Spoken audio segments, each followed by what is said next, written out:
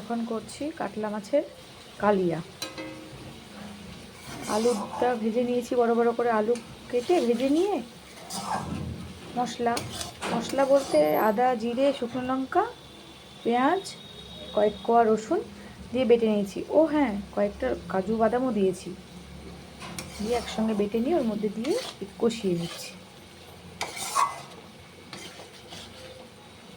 কষানো হয়ে গেছে, কারণ তেল ছেড়ে দিয়েছে সাইড দিয়ে, কষানো হয়ে গেছে। এবার জল দিয়ে দেবো, পরিমাণ মতো জল দিয়ে দিচ্ছি।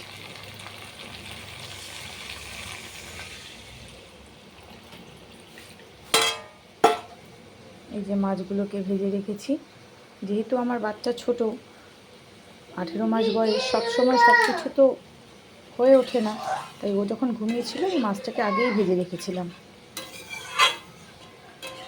একা একা ওকে নিয়ে কাজ করা খুব অসুবিধে হয়ে যায়।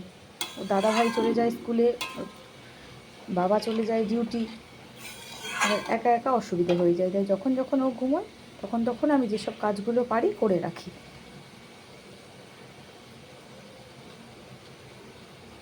এবার জলটা একটু ফুটে উঠলে মাছগুলো দিয়ে দেব। আমি খুব একটা ঝোল রাখবো না, তোমরা যে যেমন ঝোল রাখতে চাও সেরকম জল দেবে। আমি একটু গায়ে গায়ে রাখবো। তো ফুটে উঠুক,